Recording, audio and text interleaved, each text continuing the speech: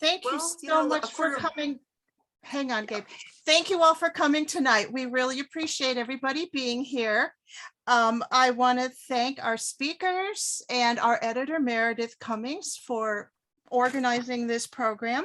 And I also want to thank the Eastside Freedom Library and the Roseville Library for all their support. So I'm going to turn it over to Peter Ratcliffe from the Eastside Freedom Library to say a couple words. Peter?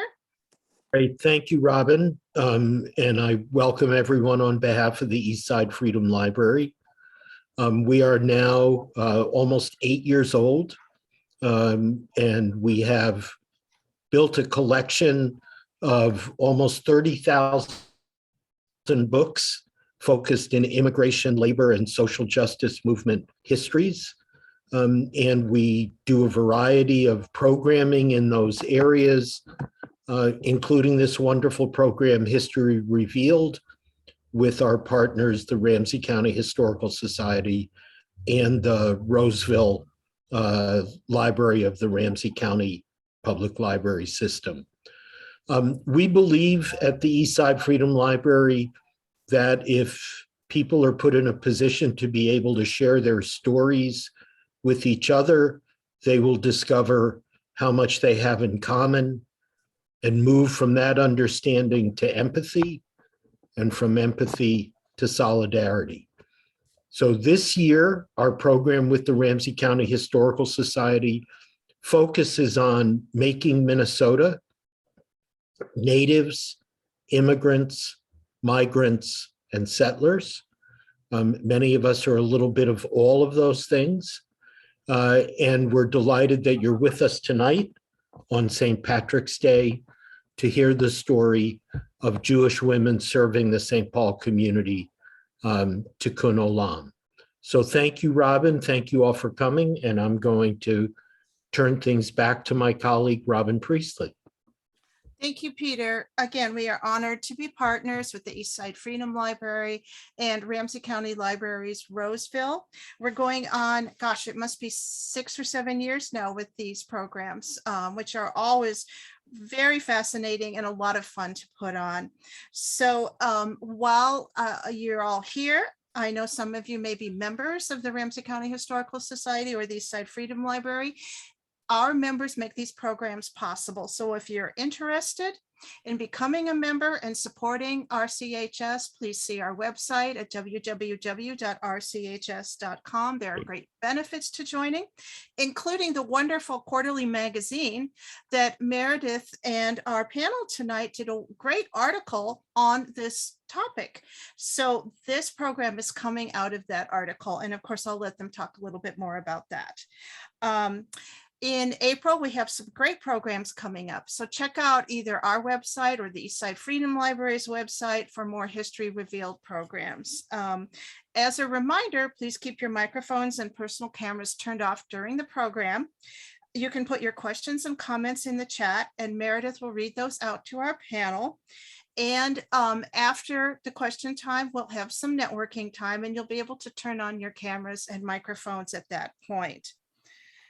The program is being recorded, and it will be up on the RCHS and the Eastside Freedom Library YouTube channel in a few days, probably the beginning of next week. So you can watch for that and share it with people who are out celebrating St. Patrick's Day. We would like to acknowledge this sacred Dakota land, Minnesota Makoche, the land where the waters are so clear they reflect the clouds, is the ancestral and contemporary homeland of the Dakota people. It is also home to the Anishinaabe and other indigenous peoples. The Ramsey County Historical Society acknowledges that its sites are located on and benefit from these sacred Dakota lands. Ramsey County Historical Society is committed to preserving our past, informing our present, and inspiring our future. Part of doing so is acknowledging the painful history and current challenges facing the Dakota people, just as we celebrate the contributions of Dakota and other indigenous peoples. You can find our full land acknowledgement statement on our website, rchs.com. This full statement includes actionable ways in which RCHS pledges to honor the Dakota and other indigenous peoples of Minnesota Makoche. We, as well as the Eastside Freedom Library, are committed to presenting the stories and histories of all in our community. And I want to thank our panelists tonight. And as Peter mentioned, this is part of our 2022 series, Making Minnesota, which is going to explore those untold stories, histories, and experiences some of the worldwide immigrant, African-American, and Indigenous communities that make up Ramsey County, which is the most diverse county in Minnesota. So again, thank you all for being here. And I'm going to turn it over to Meredith. Thank you, Meredith. Hey, thank you, Robin. As I was preparing this introduction tonight, a line from a song that I learned in Girl Scouts came to mind. And it goes like this: "It only takes a spark to get a fire going." Well, that spark in 2019 was the donation of a scrapbook from Brian Krasnow and the Paper family to the Ramsey County Historical Society. The book contained beautiful photographs and one small lead, a glowing ember for a potential story angle. That ember, that small bit of information about the generosity of one woman, Annie Paper, led 3 women who didn't know each other very well to eventually research and uncover the lives and the gifts of 5 women whose charitable efforts helped generations of people throughout St. Paul. So as you can see, this little project ignited, and our magnificent and fiery authors are here tonight to tell you about it. First is Kate Dietrick. She is the archivist for the Nathan and Teresa Berman Upper Midwest Jewish Archives at the University of Minnesota. She is a resident of St. Paul and a member of Mount Zion Temple. Janet Kampf joined Mount Zion Temple in 1968 and is a member of the Women of Mount Zion Temple.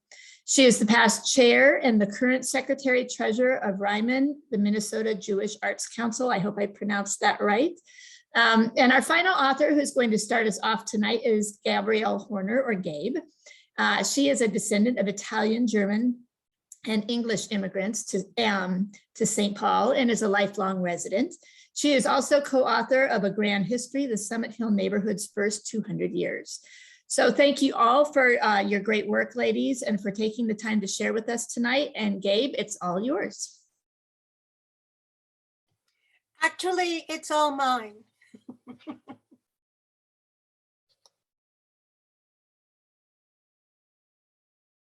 Hello?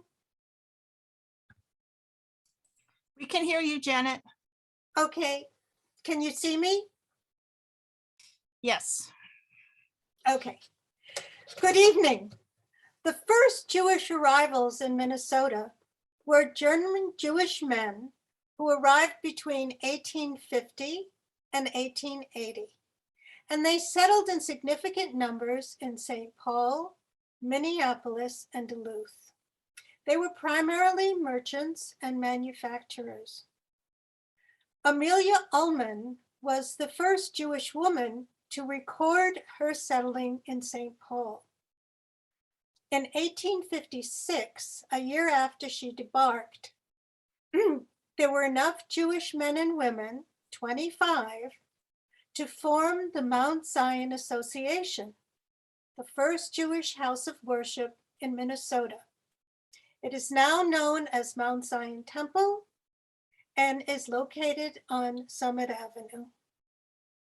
We interviewed a number of women who were very knowledgeable about philanthropic Jewish women through time. They were involved in helping others to form a better life. And we asked ourselves, what made these women create better lives for strangers with whom they had very little in common except their Judaism? I found myself looking for a common thread that connected these women through time to the present.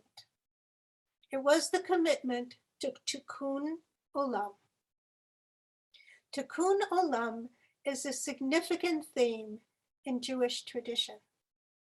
The Hebrew words are typically translated as repairing the world or healing the world. Gabe will now tell you about some of these remarkable women.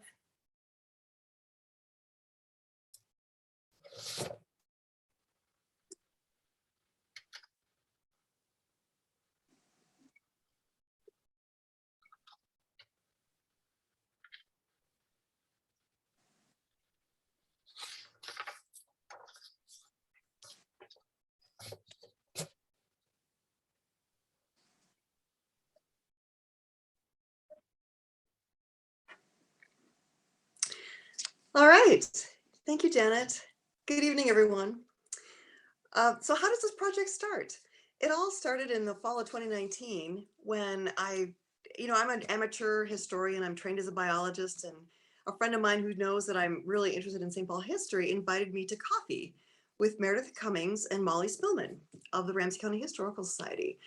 And they were very interested in trying to understand more about Annie Paper. I think that people have been searching for more information about Annie Paper for years because she was the first donor to the St. Paul and Minnesota Foundation. At the same time that the St. Paul Minnesota Foundation were looking for more information about Annie Paper, I think that they reached out to the Paper family, Meredith, and correct me if I'm wrong at the end, but there was this tremendous gift from the Paper family, Mary Paper's photo album. She was born in the 1890s, passed away in 1962, and it's this 4-inch thick photo album, which is just this amazing story of the Paper family and their 50 years of life. It's really the story of immigrant life. It's a silent photo album, and we didn't know much about Annie Paper, but it really speaks volumes about their life. So off I went based on the suggestions of Catherine Tain and Dr. Linda Schloff to go to the Berman Archives. So thank them very much for helping me get started. And there I was at the Berman Archives. I met Kate Dietrick, who I discovered had done just a tremendous project on the miracle of McKinley, which she's going to talk about.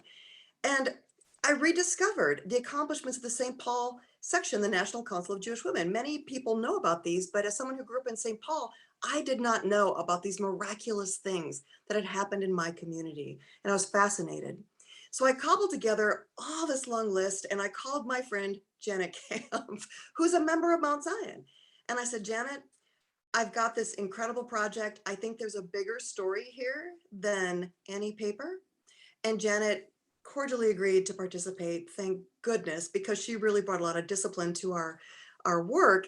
And then really, it was Janet, I want to give credit to, who said, let's talk about the first generation and the second generation women. And let's talk about Hannah Leopold Austrian, Sophie Wirth, and we'll talk about the miracle of McKinley. And Janet and Kate will talk more about those.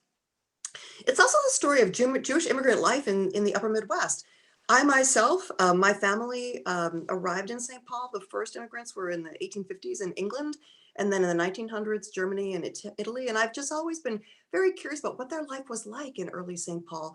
So I found that the story that I worked on was really, for the first generation, was really the story of immigrant life and their quest for equality, opportunity, and freedom for oppression, which could not be more relevant than today with what we see what's happening in Ukraine.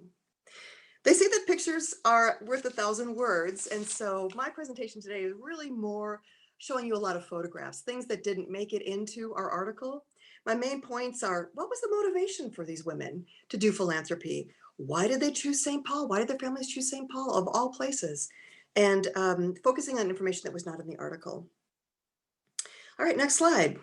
This is just really kind of the Rosetta Stone of what we found. This is an example of what you see in the Berman Archives. So as I was looking for through the National Council of Jewish Women, I found this amazing 1970s report of their accomplishments, starting with the West Side Neighborhood House in 1894, then the Fresh Air Camp for Mothers and Children, Jewish Mothers and Children in 1912, which was renamed in honor of Sophie Wirth in 1926.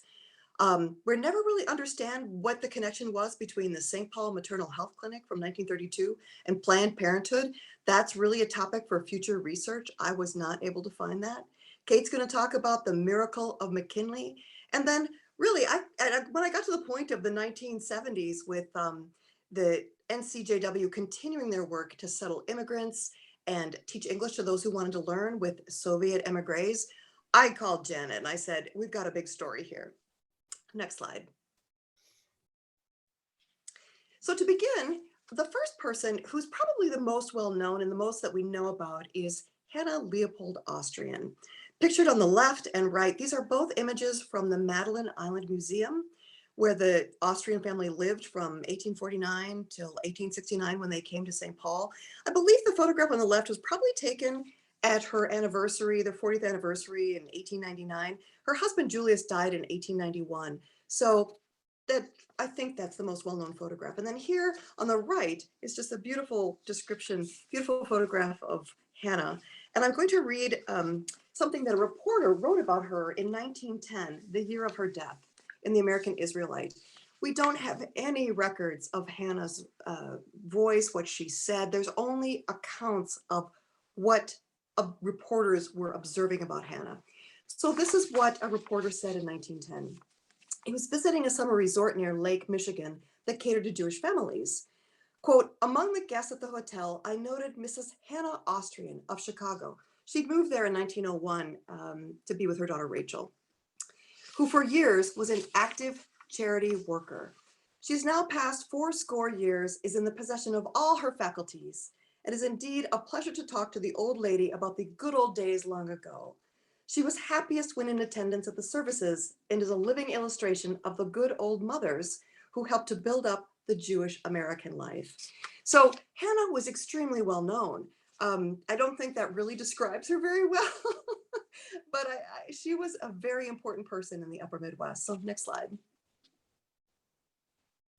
So to give you an example of what was happening in the 1840s, I'll talk more about the Leopold and Austrian families, but just think, if Hannah was 16 years old when she emigrated from Germany to Mackinac Island. And Kate, if you could highlight Mackinac Island there in the Upper Peninsula, the point of Michigan. Oh, down here, yep. East, down, south, there you go. All right, so imagine you're 16 years old. You've arrived at Ellis Island with your brother and somebody else, and you make your way to the Great Lakes. You voyage through steamship to Mackinac Island and you arrive in the 1840s. And Mackinac Island, the reason they came to Mackinac Island was it was the center of the fur trade for 200 years, beginning in the 1600s to the 1820s. And then of course, by the 1850s, it was a tourist attraction. So I'm not going to talk too much more about Mackinac Island, but I just wanted to give you an example of, before we go on, I want to also tell you, so the Leopold and Austrian family had an empire. They had steamships, they had real estate, they had copper mining and trading posts. They were active in the Great Lakes from the 1840s for 25 years until the partnership split up in 1869. Next slide. So this is just an overview of Hannah's life, and I'm going to touch on some of these momentous events. So she's born in 1830 near Bavaria, as many of the German Jews who came to St. Paul were. Her eldest brother, Louis, their original family name was Freudenthal. He changed it to Leopold. We don't know why. He opened a fisherman's supply depot there. In 1844, Julius Ostriker, who changed his name to Austrian, arrives with his sister Babette, who's the wife of Louis. Julius had been trained as a hide tanner, which makes sense if in an economy dominated by the fur trade. Of course, if you're skilled in that area, you'd come to the Great Lakes. And she's with, Julius is also with Henry Freudenthal, another Leopold brother. 1846, Hannah emigrates, as I mentioned, with additional Leopold brothers. And then they become a band of brothers. And we know a lot about the Leopold and Austrian family because the American Israelite in 1866 did a complete history of the family and the businesses. And then Joseph Austrian, who is the brother of Julius, wrote a memoir, and that's at the Center for Jewish History in New York City. So Hannah marries her brother-in-law, Julius. They moved to Madeline Island, which I did not note in the map, but most people in the Twin Cities know where Madeline Island is, up in La Pointe, Wisconsin. Then as the partnership grows, they move into mining in the Upper Peninsula of Michigan. Their daughter Rachel is born. In 1869, the partnership breaks up. Some go to Cleveland, some go to Chicago. Julius and Hannah chose St. Paul, and I'll talk about those reasons why. Hannah's finest moment was the 1882 Jewish refugee crisis from Eastern Europe, which I'll talk about more. And I wanted to highlight that in her timeline because That's why we know Hannah, in addition to her starting the first charity in Minnesota. In 1891, Julius dies tragically. It made the newspapers, obviously, because they were well known. He was delivering food to the poor in a sleigh, and he had an accident with a brewery truck, also a big deal in St. Paul, which probably is especially relevant on St. Patrick's Day. In 1901, Hannah left St. Paul for Chicago, where her daughter had settled. And in 1910, as I mentioned, she passed away. So to give you a sense of what their life was like, I'm going to show you some slides of, Kate, the next slide, of where they lived. So this is Madeline Island. On the left, you see a photograph taken in 1850, which was the old American Fur Company's warehouses. Of course, the fur trade was long gone by that time. And then on the bottom right, you see what the Madeline Island Museum looks like today. So you can actually go see where they lived. The most significant point I wanted to make about this is that the Austrian and Leopold families held the first High Holy Day services, Yom Kippur, in La Pointe, Wisconsin. I'm not sure, there was actually a very strong Jewish community throughout Wisconsin, but it was very significant, and it tells you a lot about the families, that was the most important thing they could do. The Leopold and Austrian families, this is just a side note, they were triple in-laws. Hannah's oldest brother married Julia's sister, Hannah and Julius, and then another one of Hannah's brothers married another one of Julius's sisters. Next slide. So we don't know if Hannah came to St. Paul before 1869 when they moved here, but we do know that Julius was going back and forth quite a bit in the 1850s. You see a lot of these newspaper articles about, you see Mr. Julius Austmann, which is Austrian, which is often common in the news that you see that mispronunciation. But anyway, you don't know if Hannah ever came to St. Paul, we don't know, but we know that Julius made multiple trips. St. Paul was run by ex-fur traders. He was in the fur trade himself, running a trading post at La Pointe. He knew a lot of people in St. Paul. He was probably trying to determine where the family was going to move next, probably going all over. But in St. Paul, we see the reports of him coming in dog train. So what does it look like? Next slide is, what do those dog trains look like? I love this photograph because it's in the Historical Society, but this is 1859, and you see Summit Avenue up above. This is one of the earliest photographs of Summit Avenue in St. Paul. And it just gives you an example of what it was like. What did it look like for those dog trains? Next slide. As I mentioned, the Leopold and Austrian partnership was significant. You see here that you've got Henry Leopold on the upper left, Julius Austrian, and Louis Leopold in Chicago, Illinois. They had this Lake Superior People's Line of steamers, which was significant. Everybody knew who they were. I won't talk more about the partnership because I want to move on to Hannah. Next slide. So Hannah was really a trailblazer. They came to St. Paul in 1869, as I mentioned. Their first record is the census in 1870. We know that they joined the Mount Zion Hebrew congregation after the Civil War. They become members. They're active till 1901 when Hannah leaves. Hannah was very active. She loved music. She created the choir at Mount Zion, of a multi-faith choir, because there weren't apparently enough Jewish singers that she wanted. She helped retire the debt when Mount Zion moved to their, I believe, their second congregation on Holly Avenue. Very, very involved. She was called the Grande Dame of Mount Zion. We see here in 1871 begin the Hebrew Ladies Benevolent Society, which was really the auxiliary for Mount Zion. It was the first Jewish charity in Minnesota, and she was a woman who led that. The society was based on the friendly visit model, which was based on the Lady Montefiore, and I'm going to talk about this just a bit. And I can answer more questions about why people left Germany if there's any questions about that. But Hannah likely read about these benevolent societies. She was very strong in education about these societies being created all over North America, in the United States, Ohio in 1855, Kentucky in 1866, Indiana in 1869. But they really started with Lady Montefiore and her niece, Lady Rothschild. So Montefiore was really the first person who's credited with a kind of a feminist idea of women taking a full partnership role with their spouses to raise money for philanthropy. She wrote, I think, which was a bestseller in 1846, called The Jewish Manual by a Lady, which was later discovered to be Lady Montefiore, which emphasized simplicity in dress, charity, and Jewish dietary law. So that tells you a little bit about Hannah. And then Lady Rothschild really was able to use this Christian Women's Benevolent Society, which were sweeping England at that period of time, to start the Jewish Ladies Benevolent Societies and the Ladies Visiting Societies. So you see in the St. Paul papers, this Disciples of Montefiore. Whenever you hear Hannah's work being discussed, it's discussed in the terms of Lady Montefiore. Hannah was not active in the National Council of Jewish Women, and Kate is going to talk more about the origins of that in her speech. But I do think that when you read the minutes of the Hebrew Ladies Benevolent Society, you see in 1893 the first Women's Congress, and you see a delegate from the Hebrew Ladies Society going to that Congress and then reporting back. I can find no record that Hannah was involved in the National Council of Jewish Women, but the birth was really from the Hebrew Ladies Benevolent Society. Hannah, by 1895, after 20 years of leading this, Hannah's name appears as being invited to be a delegate to the Associated Charities in 1895, where there's an umbrella organization in St. Paul to do charity of all faiths.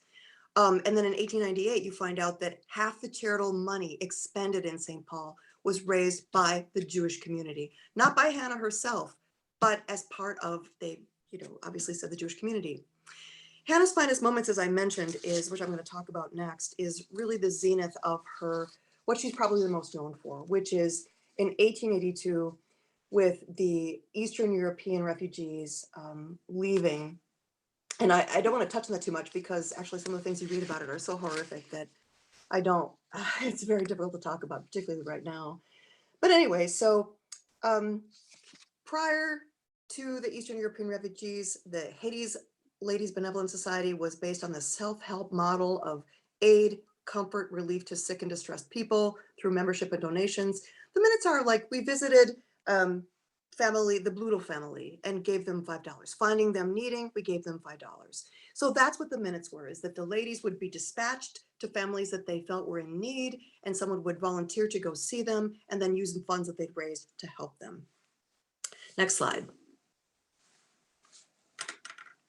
So here's some examples of the press you see about the Jewish refugees. I don't want to hit on Minneapolis versus St. Paul too much here, but these refugees first landed in Minneapolis through the train, and they were sent to St. Paul. Gunter Plaut talks about how the differences between Minneapolis and St. Paul, and how in St. Paul you see a early tradition of total Jewish acceptance and integration. Janet talked about who the early German Jews were. They were a merchant class, they had capital, they were easy to integrate into St. Paul society, the cash poor merchant class. But it was not well accepted. So even though you had in St. Paul this acceptance of the Jewish community and integration of the Jewish community, not all were pleased to see these 200 refugees land in St. Paul. I'm going to read you a quote from one of the city council members, and you can just read it on your own. You can see that it was front page news day in and day out. So Edmund Rice, who was the mayor of St. Paul, held a public meeting on because Hannah approached him about how to raise more money. Julius and Hannah were both interchangeably announced in the news about raising money for the refugees. This councilman said, "I do not like the idea of having these people imposed upon us. Some kind of action should be taken to stop this way of sending paupers to St. Paul. And therefore a resolution was adopted directing that railroads bringing paupers to St. Paul shall be punished." Next slide. So I don't want to touch on that too much, but that was really Hannah's greatest moment, in my view. This happened in July, but Hannah was extremely well known. Just prior to this happening in July and April, her daughter Rachel had been married, and it was the social event of the season. So for Hannah then to go to the mayor and the governor, even though you see Julius, her husband, being mentioned in the newspaper as taking the lead on philanthropy, the newspaper reports that Hannah went with Rabbi Dr. Wexler to the mayor and said, we can't do this alone. And the paper reported at that time that were 40 families of Israelites who had been leading philanthropy in St. Paul. And then you see Hannah going to the governor with Rabbi Dr. Wexler. So amazing woman. And I feel like, you know, when you research people, you feel like you really want to meet them and talk to them. And I so wish that Hannah had kept a journal, that we knew more about her. But in 1897, she's feted. You know, her husband's passed away. They're celebrating her 25 years as president of the Hebrew Ladies Benevolent Society. The story is just all about who was there and what happened. But I wanted to point out that Hannah's love of music, that the paper felt the need to point out that a mandolin orchestra presented at her party. And as an Italian, I must say that, and a father who learned the concertina, that was pretty significant. The mandolin orchestra was a new fad, and they brought that for Hannah because she was an innovator. So moving on to the next person is Sophie Wirth. So unlike Hannah, who came to America when she was 16, Sophie at 5 was brought to America. She was born on the Rhine in Germany. Annie Paper also came as an infant, age 6, I think, to St. Paul. The family settled in Milwaukee. Her father and her husband's father were very active in a Milwaukee congregation in the Hebrew Relief Society. So Sophie really grew up with philanthropy as a family value. She marries Jacob Wirth Jr. in 1869. They moved to Chilton, Wisconsin. He becomes a general dealer in dry goods. They also run a boarding house. But unfortunately, all of their wealth is lost. A fire destroys the Wirth block in Chilton in 1884. So they moved to St. Paul with their children. Jacob became a traveling salesman. And I think the point I wanted to make about Jacob being gone all the time is that Sophie had time on her hands. Her children were older. She had time to do philanthropy. And particularly because she was part of the reform movement at Mount Zion, you know, her role had changed. And this is the progressive era where women are stepping out of they're stepping into the public life to work on social issues that they feel are important. I believe that Sophie's finest moment is really creating Neighborhood House. And I'm not going to go into a whole lot of detail about Neighborhood House because so much has been written, and I want to point out an excellent story about Neighborhood House as we get to that slide, and I'll show you some examples of that. But Sophie basically took on the leadership role of Hannah for the Mount Zion Auxiliary and becomes in the news the leader of Jewish women's philanthropy in St. Paul after Hannah leaves. Her husband dies in 1922. I think that she's getting older, and the National Council of Jewish Women renamed the Lake Rest Home in White Bear Lake, which I'll talk about, the Sophie Wirth Camp. Like Hannah, Sophie eventually leaves St. Paul because her children have flown to the wind. Her son, Edwin, is in Seattle, and the family lives at Hotel Sorrento. Next slide. So these are just a couple of photographs of Neighborhood House. I'm not going to talk too much about Neighborhood House, but you know, the focus, I believe, for Neighborhood House is really the settlement of immigrants and helping low-income people as it is today. I don't have a photograph of their facility over on the west side, but it's really amazing. It's now the Neighborhood House Wellstone Center. In 1894, Sophie creates a sewing school. She did that in Milwaukee as well, but you see that in the minutes of the Hebrew Ladies Benevolent Society that Mrs. Wirth has started a sewing school for some of the Russian immigrants. So through the sheer force of will, even though Mount Zion and the National Council of Jewish Women are involved in Neighborhood House, it's really Sophie's name that is associated with being the superintendent and the organizer of Neighborhood House. It's so successful that it becomes this building in the 1926. So what you see in the news and in our paper is you see Sophie creating a sewing school, being part of the industrial school. This is the progressive era. And I think that what makes Sophie different from Hannah, who had the friendly visiting model, Sophie's more interested in institutions. She creates Neighborhood House as a focus place. Rather than go and meet everyone at their home, she creates this opportunity for people to come together to learn and skills and become settled in America, essentially. And I'll talk more about some of the things that she did. I think that it was early on called the Industrial School, And I don't know why the name was changed to neighborhood house. I think the industrial school movement at that time was really associated with more with getting, truancy off the streets and reformation. You see that all over the United States, that people were being sent to an industrial school. I think it had a negative connotation, so they renamed it neighborhood house. Next slide. So this is just an example of what was likely the sewing school. I think this is from 1911, I guess. It's covered up by one of the images here. But anyway, so what you see is, they were even teaching this in schools, is teaching them how to sew, how to get a skill. And I think that any student of history knows that for women at that time, in the early 1920s, that being a seamstress and learning to sew was the skill for women, if you were not going to get married, I guess. Next slide. Sophie was very interested in playgrounds and children but play, and giving the mothers a rest from their lives. And so this is not an image of the Lake Rest home, but it's about that time when neighborhood house was getting settled. You can see here, I think it looks to me like this is at Como Park or something like that, where Sophie was renowned for taking women out for a day at the park to give them a break. Next slide. So Sophie is known because she initiated a sewing school, which became an industrial school in 1895.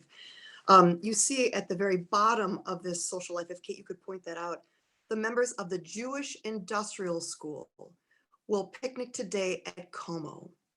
There will be a program of games for the children who go out to the park on 2 chartered cars. Mrs. Jacob Wirth and Mrs. S. Fox, Mrs. Solomon Fox, will have charge. They will be assisted by teachers of the school. So it's making the news, what Sophie's doing, because it got people's attention. Later on in 1903, based on what Sophie's been done with the neighborhood school, she takes a delegation of teachers from neighborhood house to the state agricultural school to examine the current methods for teaching sewing and cooking, which was the traditional women's roles. She creates this Lake Rest home in 1911, but before that, she's appointed by Governor Van Zandt as a delegate to the Conference of Charities and Corrections, which meet in Atlanta, where my family is from, in 1903. So it's pretty significant. So you can see that Sophie has moved away from this friendly visiting model to institutions. How can institutions lift people out of poverty? Next slide. So now we've gotten to Mary Paper and Annie, and Annie Paper. So I love this photograph. This is just a couple of examples. I'm going to show a number of images from the photo album, because pictures do tell 1,000 words. You see Mary here on the left. She's got Mary 1945. What a dame. And then she there on the right. I don't know. This is, I think, one of the last photographs in the photo album, but I just love that photograph of Mary. Mary never married. She worked in her paper Collinson's, the family business, her entire life. She lived with Annie her entire life. She never married. So let's look at Annie Shapiro Paper. Next slide. So to end where I began, who was Annie Paper? Unlike Sophie and Hannah, whose families came from Germany, Annie Paper and Louis Paper were Lithuanian. She was born in Lithuania, and the census records, you see her referring to the family as Prussian or Russian. In 1875, the family immigrates to the United States. Her father was a rabbi. He was a peddler when he first arrived in the Twin Cities, in St. Paul, excuse me, and then later had a jewelry store. The Shapiro family is first recorded in St. Paul in the 1880s. There's 8 children, including Annie, and they settled near today's state capitol. They lived on Park Avenue near Bethesda Hospital, and all the children lived around the parents. In 1890, I don't know how she met Louis Paper, who had arrived from Lithuania with his father, who was a rabbi, as a side note, who died at sea. So we know more about Louis Paper just simply because there was a probate record of the will of what happened with his family. They actually get married in Chicago in 1890. And then in the news, you see a ceremony in St. Paul in 1891 for their parents to welcome their new marriage. So what we know about Annie is that from 1892 to 1901, she's raising her children. Louis and Annie have a home on Capitol Boulevard, walking distance to Sons of Jacob, which was on Exchange Street at that time. Annie was a member of the National Council of Jewish Women, but was not active. She's a member of the Sisters of Peace charity associated with the Sons of Jacob. But in 1924, her husband dies. And what you see in the photo album is travel. and what happened with Annie after. But what was most interesting, in 1941, her will provides for a $5,000 gift for a plan for the St. Paul Foundation, which is so unusual. And I think that's what we were all trying to find out. And I'll tell you what we discovered. Next slide. Here's some pictures from the Mary Paper album. That's Annie on the left, Moses Colmanson, who was the co-founder of Paper Colmanson. Moses was born in 1844 and died before Lewis. And then Annie's sister, Rachel Shapira, who ended up marrying Moses Colmanson's son. So again, you see these families with multiple triple in-laws related. Next slide. These are just some fun photographs. So Paper Colmanson, if you're from Minnesota, you know this company. Originally, as the family story goes, one partner had a horse in 1891, one partner had a wagon, and somebody had a scale for weighing iron.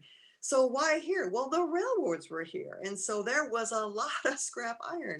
So kudos to Lewis Paper and Moses Colmanson for understanding this was an opportunity to deal with something that was just a waste product to make a profit. This is just a picture of Paper Colmanson. I think it's interesting that the collection yard was down on the east side. You can see some of the remnants of that, but most people see that sign PayCal on Highway 280 as you're going back and forth from St. Paul to like 35E. So the company lasted till 2015. And in fact, Mark Paper inherited his father's business, which was a side business called Lewis Nut and Bolt. The Paper Colmanson company still continues, just not in that general company. So that's how the family built their wealth. Next slide. These are some examples of the house on Capitol Boulevard. This neighborhood is one of those lost twin cities where if you go up on Capitol Boulevard, north of the Minnesota Capitol, you don't see these houses anymore.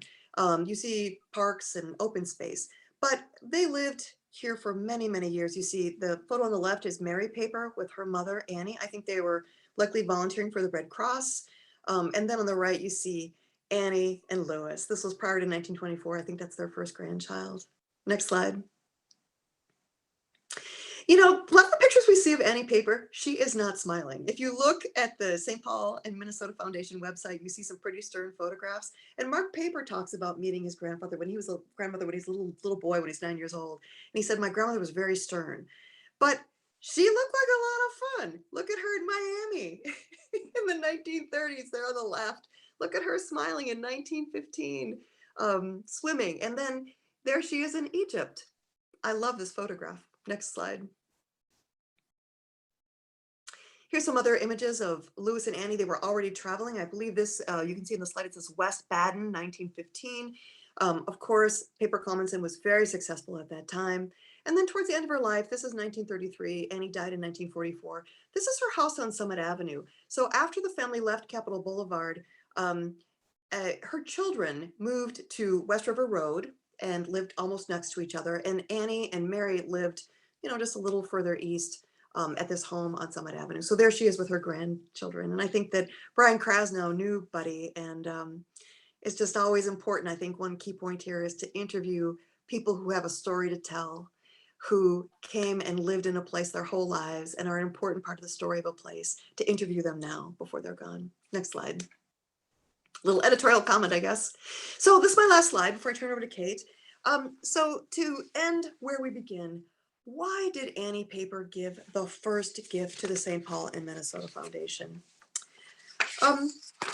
These community foundations in the 1940s were popping up all over the United States. There were charitable foundations similar to this in Cleveland, Boston, New York, and Minneapolis.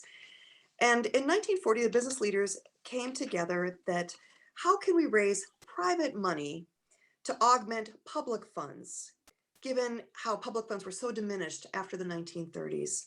So the Paper family had been very quiet with their philanthropy up till this point.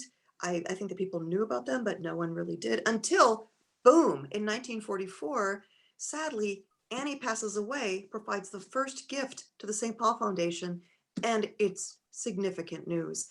Consequently, her children, to honor their parents, create multiple funds in the St. Paul and Minnesota Foundation. Their entire family gave to this foundation through time. It was the majority of their philanthropy. And our paper discusses some of those places that it went. So what I discovered through Mark paper, our hypothesis all along as I was reading, I mean, it's interesting to read the research when you see Annie Paper's daughters-in-law are very active in National Council of Jewish Women. They're active in the Sophie Wirth Park. They're active in Aid for Foreign Born. And I thought maybe it was her daughters-in-law who decided that through the community chest and activities that were happening in St. Paul, that we need to give. But Mark Paper told me, no, it was her eldest son, Joseph, who really provided the estate planning with Bill Rumble, who was a member of the St. Paul Foundation, was their family's lawyer. So we'll never really know what it was that provided Annie the impetus and motivation to give this gift, but her gift was not just money, it was the beginning. It provided a platform for the foundation to organize and accept additional gifts. So I'll turn it over to Kate. All right, thanks so much. So in preparation for this presentation, I was thinking back on how I myself got involved with this project and when I first met Gabe and Janet. As Gabe mentioned, she was interested in charitable work by women in St. Paul, and so I shared with her my research on National Council of Jewish Women, which fit in well with her research interests. Our first serious conversations around the idea of a publication were in July of 2020, which we might remember was still at the very start of the pandemic. It was still when I was literally working from my dining room table. And I was also 2 months into chemotherapy treatment for cancer. Despite all of these potential barriers or reasons to say no to a new project, I 100% jumped on this opportunity. Part of it was that having met Gabe and Janet, I knew that I was in good company in terms of quality of research and writing. But also one reason I was really down to be part of this project is that simply I'm never asked by researchers to be part of publications.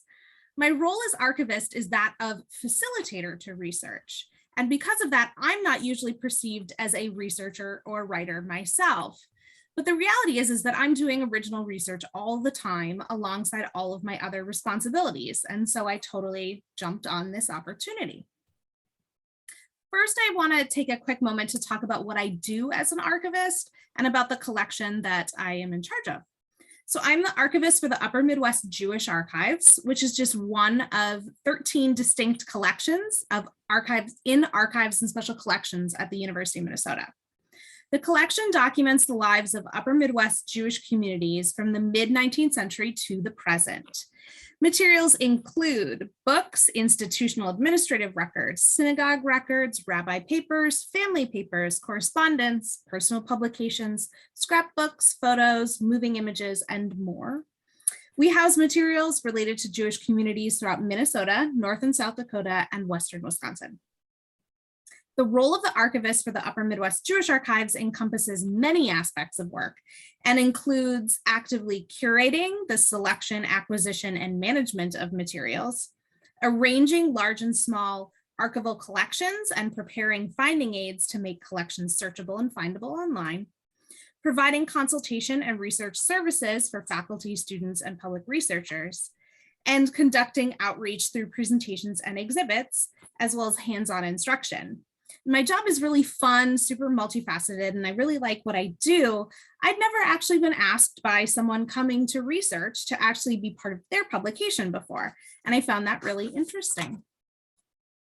The section of our article that I was in charge of was what we termed the second generation leaders, which illuminated the work that the St. Paul chapter of the National Council of Jewish Women did in partnership with McKinley School, as co-led by Rhoda Redleaf and Gretta Freeman. My coming to that topic dates back to 2018 as part of the Archives and Special Collections First Fridays lecture series, where each of the different archival collections at the university present around a theme to showcase materials that we have in our collections. In 2018, the theme was women in the archives. And while I had a lot of stories in the archives that I could have drawn from, I gravitated towards the National Council of Jewish Women.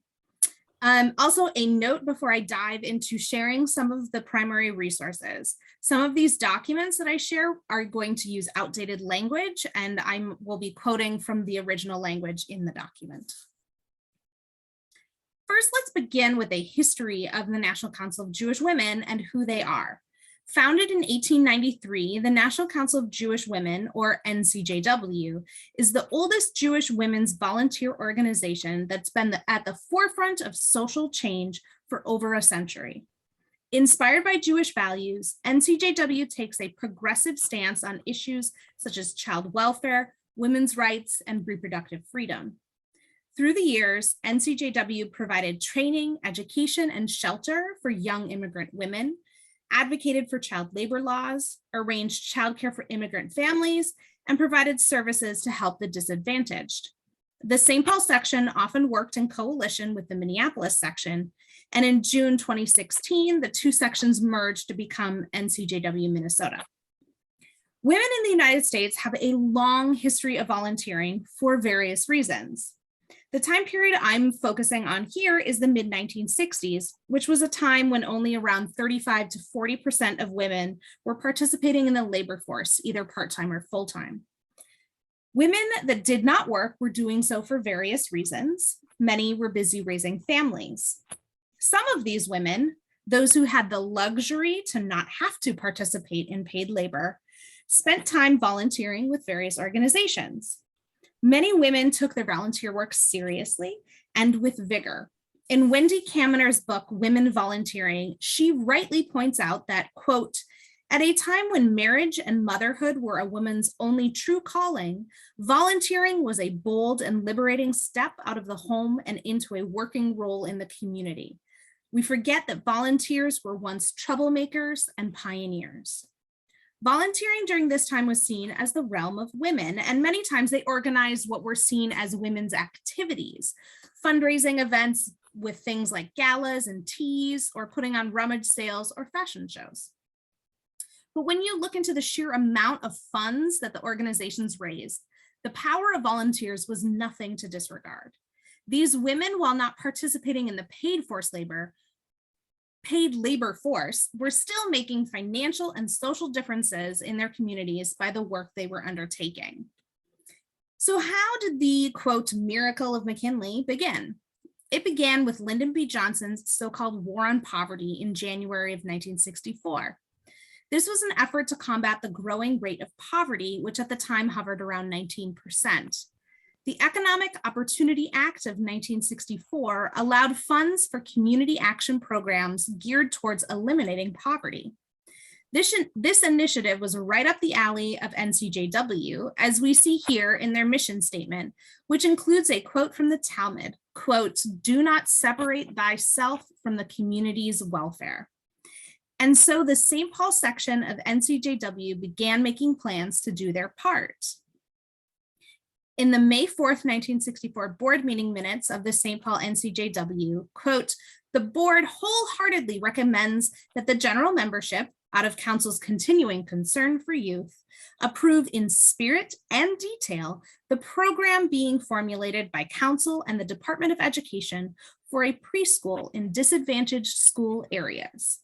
The St. Paul Board of Education asked NCJW to put together their proposal on targeting pre-kindergarten aged children with an education program to commence in the fall of 1964 and run 3 total years from 1964 to 1967.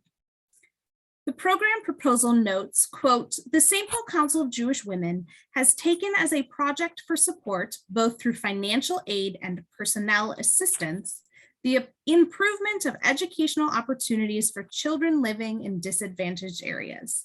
The St. Paul Council have offered to support financially the services of a half-time teacher to establish a nursery school for disadvantaged children in one area, to provide funds for field trips, supplies, and equipments, and to support the educational program in schools through their service as teachers' aides. An addendum included the budget and showed that NCJW contributed $4,000, while the State Department of Education covered up to $3,600 towards the teacher's salary.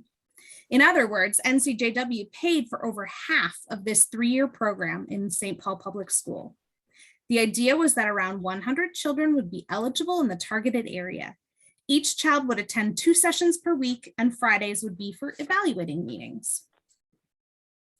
In this proposal, it notes that the pilot project would occur at one school, McKinley Elementary School in St. Paul, located at 485 Carroll Avenue in what we now call the Rondo neighborhood. This location was apparently chosen by the school board as the neediest school. The proposal illuminates a bit more on why McKinley was chosen as the place for this educational program to begin. It states, quote, "Some of the reasons for the selection of this area are: 1, it is an area of high population density. The large old houses have been divided and subdivided. 2, the median grade level of education for adults is from 8.6 to 9.5, one of the lowest in the city.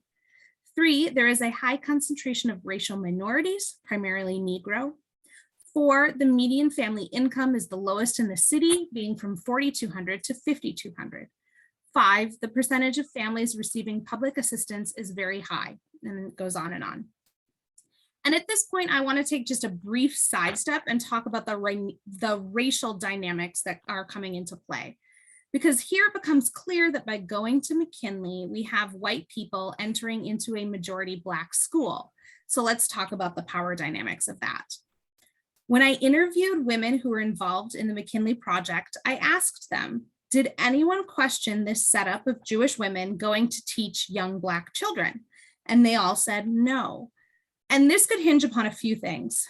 First, the area that McKinley covered was in the Selby Dale area, which was an area that historically many Jewish families had homes and businesses, and it was a racially diverse community. During the late 1950s and 1960s, we do begin to see Jewish families moving south to Highland Park area, but the Jewish presence and relationship to the area where McKinley was remained strong. And this time period was also a tumultuous one for Black Jewish relations, and an entire hour could be dedicated to this topic alone. But what we have happening locally and nationally was a coming together of Blacks and Jews surrounding civil rights and social justice, as well as a falling out. There are many great books on this topic, but I do want to emphasize that it was not uncommon at this time for Jewish communities to support Black communities and the burgeoning civil rights movement. In Paul Berman's Blacks and Jews, Alliance and Arguments, he notes that, quote, between half and 3/4 of the money raised by civil rights organizations at the height of the movement came from Jewish contributors, which is striking considering that Jews made up less than 3% of the American population. Finally, one more thing to point out. During this time period, many of the Great Society programs were focused on opportunities for communities of color, placing Jews on the side of whites, the privileged class.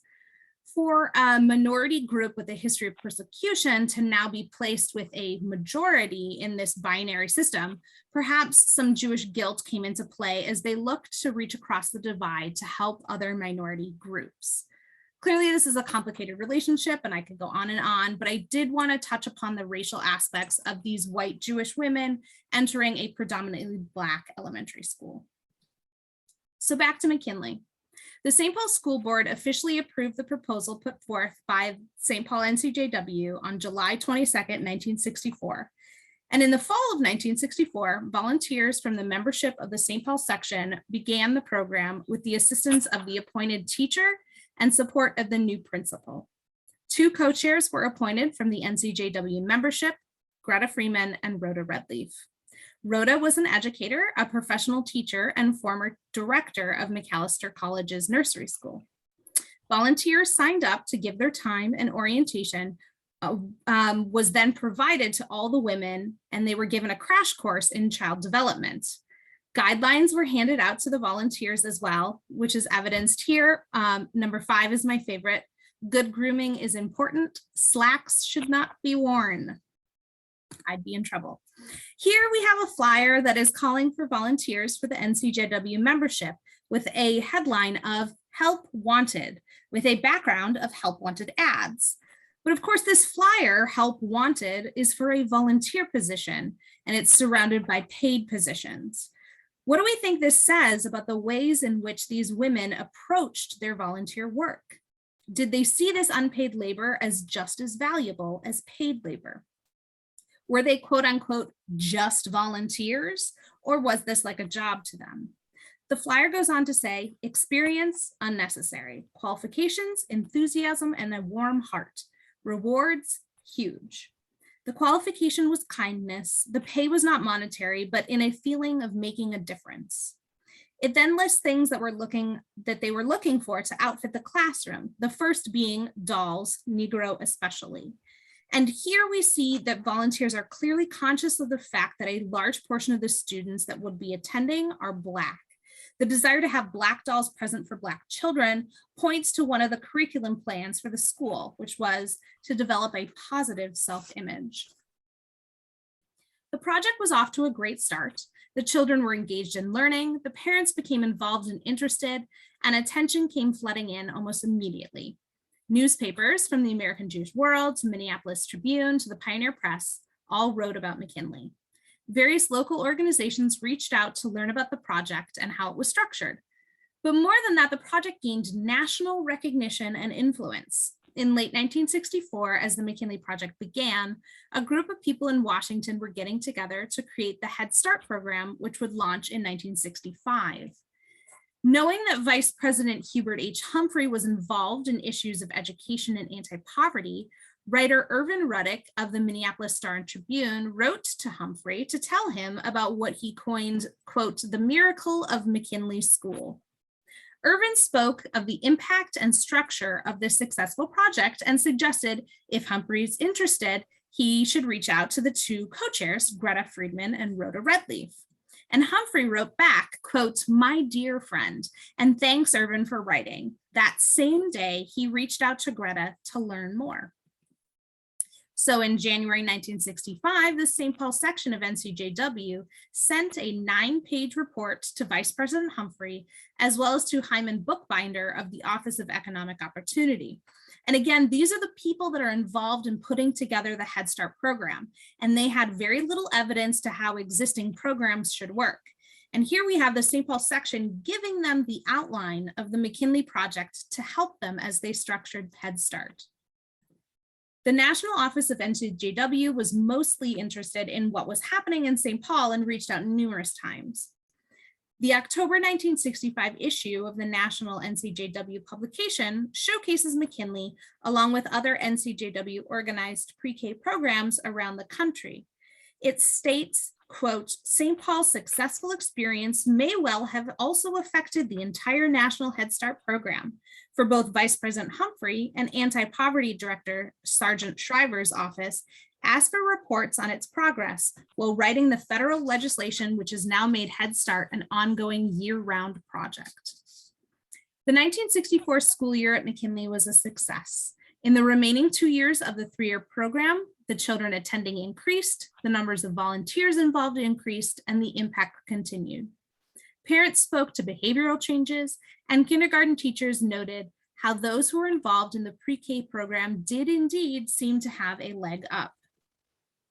The Head Start program itself was launched in the state of Minnesota in 1965. Gretta and Rhoda went to a week-long statewide Head Start orientation at the University of Minnesota. They attended to learn while also presenting their experience in seminars and sitting on panels discussing their progress. They were both asked to be on the Head Start Advisory Committee and continued speaking on the program. But other things were happening in St. Paul at the time that would affect the story of McKinley. The St. Paul Board of Education conducted a report on the committee from the Committee on Racial Imbalance in the St. Paul Public Schools. On June 21st, 1967, the newspaper headline reads, quote, predominantly Negro school closed by St. Paul Board. Quote, with no discussion, the board unanimously voted to close the school. Thus begins a different era of education in the St. Paul School District, one of integrated busing. And here is what it looks like currently at 485 Carroll Avenue, where McKinley once stood. The 3-year pilot pre-K education program at McKinley was successful despite the closure of the school. Children were given a boost and a roadmap for others was drawn. In 1967, the St. Paul section of NCJW celebrated their 3 years of progress at McKinley in their bulletin. It noted that 150 women gave 6,000 hours of time to help children. Principal Trurian wrote his thanks saying, quote, "The philosophy and attitude of this group was very impressive to me. They spoke of service to the community and they really meant it." Rhoda and Gretta had spearheaded a community project that directly impacted the lives of children in the community.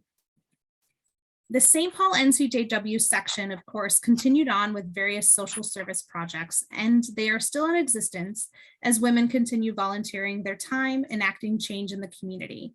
And I think often about why these Jewish women gave so much of themselves to these projects over time. And I think that the framing that we've discussed about Tikkun Olam gets to a part of that. The Jewish value of repairing the world and caring for one's community was important. So I know that Gretta is actually here, and I'm gonna ask her a few questions in a little bit, and we'll get to your questions as well. I'm gonna quick hand it back to Janet, who's gonna bring us home before we open it up to discussion. So go ahead, Janet. Tikkun Olam is still a very vibrant commitment for Jewish women and Jewish men. If you listen to NPR, you'll know about the American Jewish World Service, which is the leading American organization dedicated to the work of social justice. And they define themselves as 30 years of Tikkun Olam, as the core value that has inspired them in their extraordinary work to, quote, "realize human rights and poverty in a developing world." Mazon is the most important Jewish organization dealing with eliminating and alleviating hunger in the country and internationally. I'm presently a member of Mount Zion Tzedek Committee. Tzedek means righteousness. As a verb, it's used to say, to act on someone's behalf. One of our current projects is a registry at the Target stores or online where members or any member of the St. Paul or Minneapolis community can go online and order items, either clothing or kitchen items, for Afghan refugees that are being settled in Minnesota. We chose a registry because it was simple. You could go online, order whatever you wished, have it sent to the chair of our committee, and then that person, Leslie Martin, would take the materials, the clothes, the pots and pans to the organization that distributes those goods. We actively are continuing that registry, and we're now looking for spring clothes and continued household items. At this time, many Jewish organizations are dedicated to supporting the people of Ukraine and their unimaginable suffering. Senator Cory Booker, who is neither Jewish nor a woman, has said it very well. The opposite of justice is not injustice. It is apathy and indifference.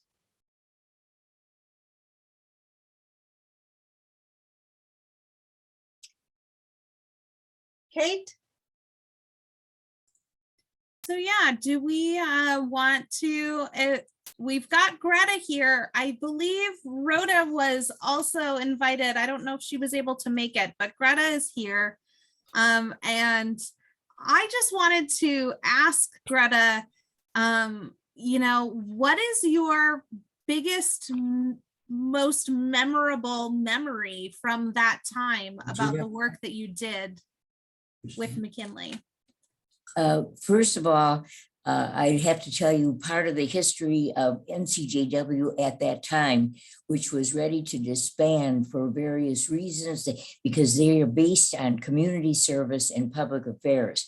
And it was at that time that I have to have been the nominating committee chairman. So that's the one that's always gets elected to something.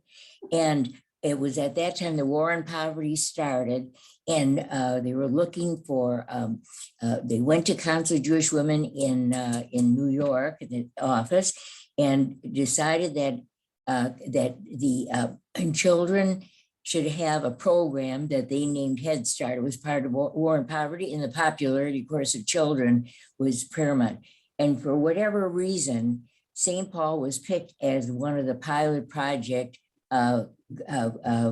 organizations. And so we went but Maurice, you show, there's so many that are gone now. I am like the last man standing, I feel. And because I'm 93, and this was in 64, 65, those years. And Maurice Halper became president, and we just went crazy, taking over going to McKinley, and the Board of Education was so wonderful. They welcomed us with open arms, gave us the best principal, Ozzie Troyan, the best teacher, Jan Mader. And we just started, we couldn't take all the volunteers because everybody wanted to get part of it. And I think it's important that you were so astute with whatever information you have to know that women like me, I had 3 children, 3 boys. I wanted some adult enthusiasm, something to work at. And this Head Start came along, and we couldn't handle the first 45 volunteers that were professionally trained and went on and on. And what we did, which was different than anyone else did, and we became the leaders in this part of the program, was to start a PTA within a PTA. So the children, the parents of the children that started with us in Head Start, their parents, they were sewing curtains and making cookies. They were involving themselves, and it was very statusy to have a kid at Head Start at McKinley School. And I'm watching all of you talk about it. You've done a wonderful job. You've done your research, and it was the proudest moment of all my life, and everything in my life stemmed from working at McKinley School at that particular time. I can't tell you how it changed my life and made me the person I am. I hope my boys and my daughters who are watching the program will know that they were part of it, and their feedback helped so much. So I thank you for having me. I'm just thrilled to be here. Well, thank you so much for all of the work that you did. I actually just uncovered 4 new photographs that used to be slides from McKinley, and I will make sure to send them your way so you can do a little bit more. I didn't have space for them in my slides, but I'll send you some more photos that you can look at. Meredith, were there any other questions that came in? Yeah, we had just one question, but I encourage all of you, this was just an amazing topic tonight. You know, I was the editor on this project, and so I know the story, but all 3 of you added more that, you know, we couldn't fit into the magazine. And so I learned a lot more tonight, and I hope all of you here did too.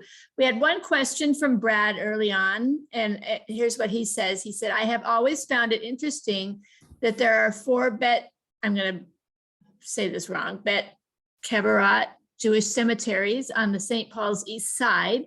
Is there a reason they are located on the East Side? And was there a temple on the East Side? Is there anyone who can answer that?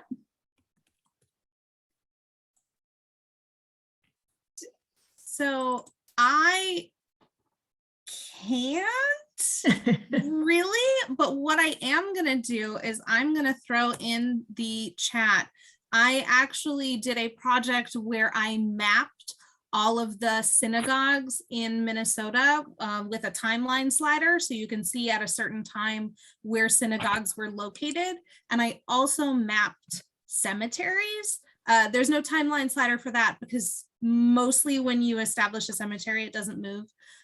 But you'll be able to see where those synagogues are during any given time, and then where cemeteries are. And so that doesn't really answer your question, but it does kind of tell a story about where synagogues were at any given time and how they might relate to cemeteries. But one other thing I will say is that oftentimes cemeteries were started before synagogues because one of the most important things was to be able to have a space to bury people. Oh, Gabe, do you have something to add?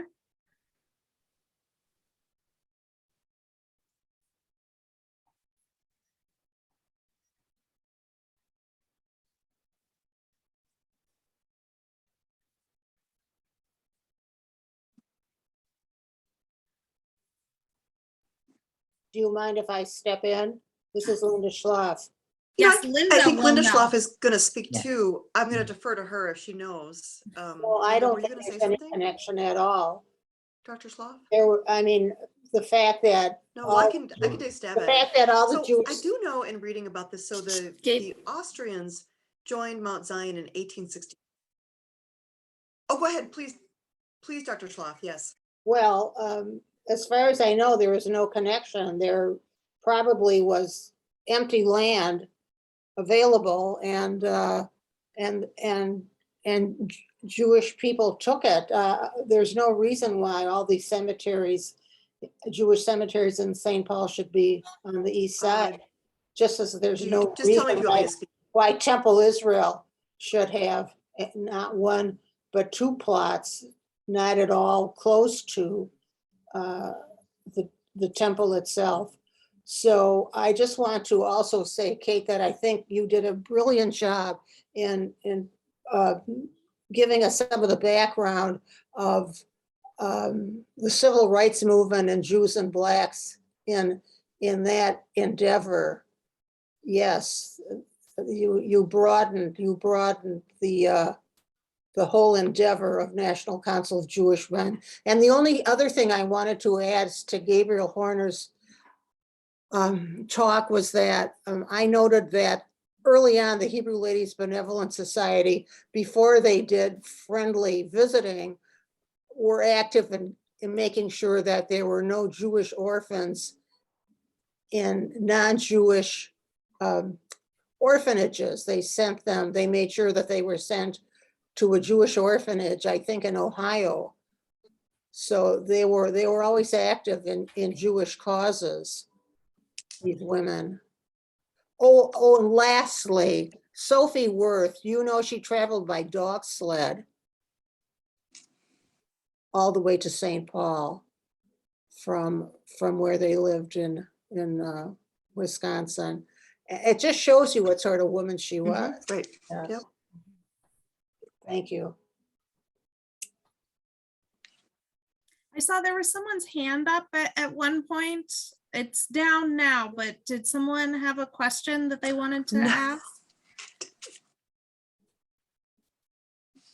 My hand was up and I just wanted to know where they get all this information. I'm from St. Paul, Minnesota. My family's born and raised in St. Paul, Minnesota. But and plus I got American, Indian, and Black. We call ourselves American Black now. We don't call ourselves African American. We call ourselves Black. American. My hand was up. So I can answer where I found a lot of information and some other places that you could look. I mean, most of the stuff that I focused on came from the Upper Midwest Jewish Archives at the U of M. But I know that Gabe did a lot of her research as well in many different places. One really helpful thing that I would point out is the Minnesota Historical Society has digitized old newspapers. Old newspapers are a really great place to look for information. One that has not, to my knowledge, been digitized in its entirety is the Spokesman Recorder, which is a really great place to get information about Black community. And I think that Meredith spent some time actually looking through Spokesman Recorders, trying to find information about the McKinley Project, right? Right, yeah, the Spokesman Recorder is very helpful if you're doing history further back than that. There are other newspapers that are available online. Other good sources within the community is Hallie Q. Brown Community Center, the Eastside Freedom Library, Ramsey County Historical Society, Minnesota Historical Society. All of these organizations, the Jewish Historical Society of the Upper Midwest, all of these organizations have just tons of information and very helpful people like Kate who can point you in the right direction. Not too long ago, I was working on a story about Jewish writers in St. Paul, and that was the first time I met Kate. She helped me and kind of pointed me in the right direction when we were doing some fact checking. So St. Paul just there's just so many different sources all over Ramsey County and also into Hennepin County at the Hennepin Historical Society. So depending on what you're looking for, there's lots of sources and lots of people who can help you doing whatever project that you're looking for.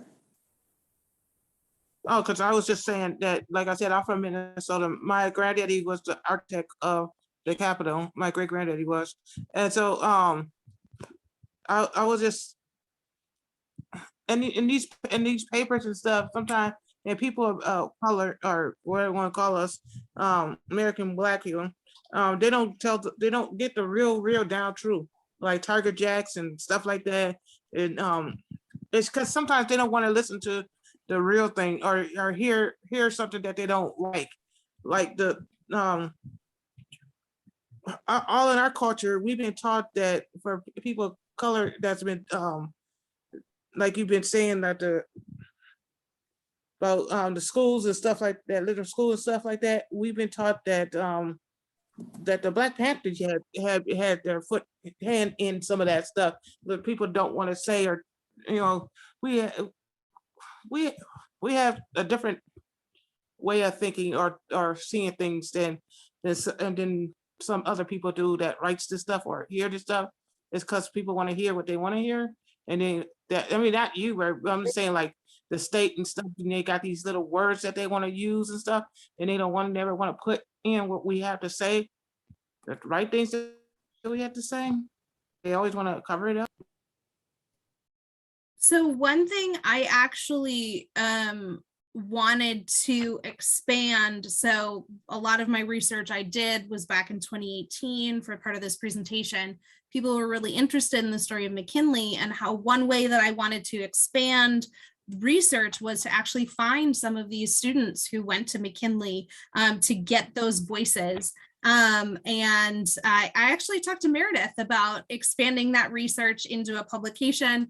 And then the pandemic happened, and trying to make those connections never did happen. But you're absolutely right. Talking to people who are actually there is a valuable way of learning this history for sure. It's a part that that I'm really interested in exploring further as I continue this research.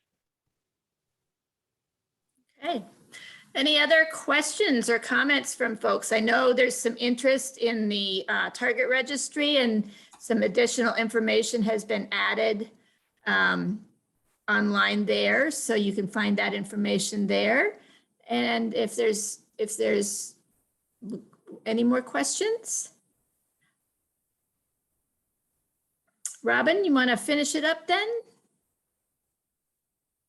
Sure. Thank you, everybody, for being here. And a big thank you to Kate and Janet and Gabe, and of course, Gretta. We appreciate all of you being here. And also thank you to Meredith and to Peter Ratcliffe from the Eastside Freedom Library.